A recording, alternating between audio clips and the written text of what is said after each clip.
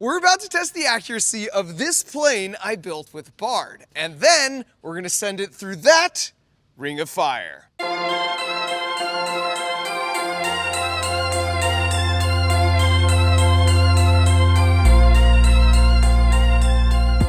When Google asked me to try out the latest version of Bard, I had an idea. I wanted to know if the advanced reasoning and multimodal capabilities in the latest version of Bard could master a very specific brand of slightly chaotic educational science content. In short, could Bard create a better Mark Rober video than me, Mark Rober?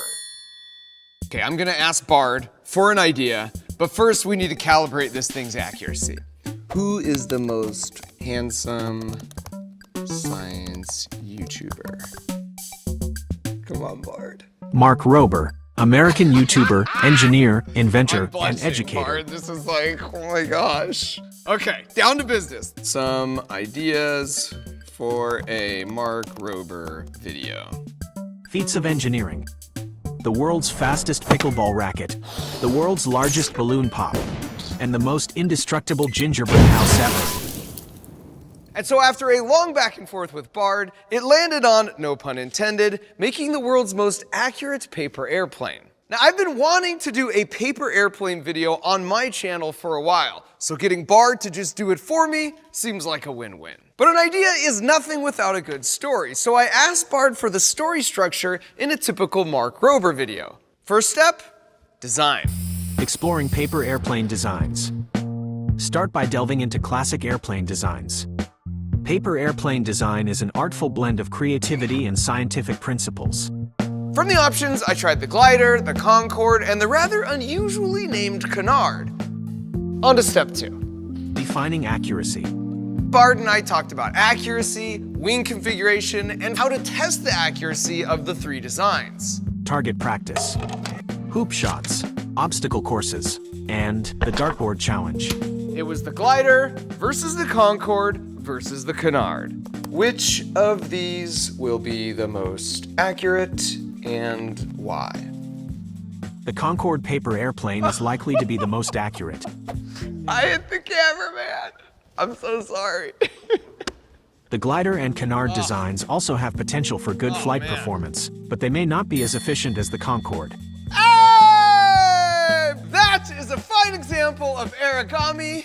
And yes, Bard taught me that word. Bard called it. It looks like the Concorde was the closest. I wouldn't have guessed that. I would have thought Canard, but you know what? Now that we had our winning design, it was time to take the next step. Optimizing the design. Sure, I can critique the design of your paper airplane. Okay, so it's saying the wings are too small, the tail is too small, the paper's too light, and that I should use foam board instead. You need to make it bigger. Okay. Wow. Bard is challenging me, Mark Rober, to make something bigger? It's time to call in the reinforcements. Make the wings larger, make the tail larger, make the folds sharper. By following these steps, you can improve the stability and control of your airplane. And now for the final step.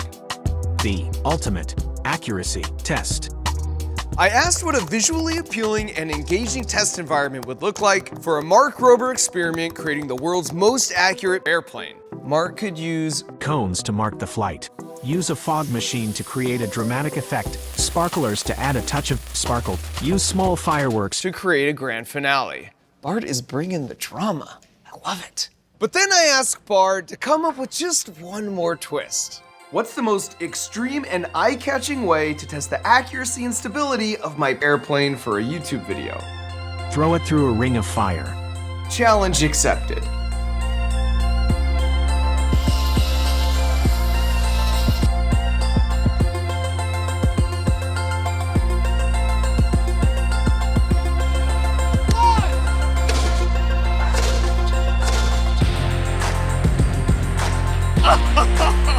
Just put a minor scratch.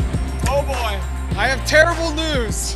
Bard, I've got like a 6-foot plane here, and I'm trying to fly it through a ring of fire, and it kind of stalled out. Do you think it's true that a localized pocket of hot air would lead to lower air pressure that would cause my plane to stall?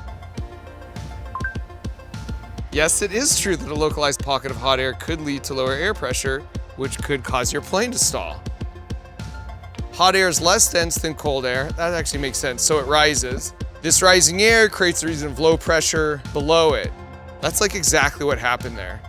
I think this actually helps keep our pressure at max.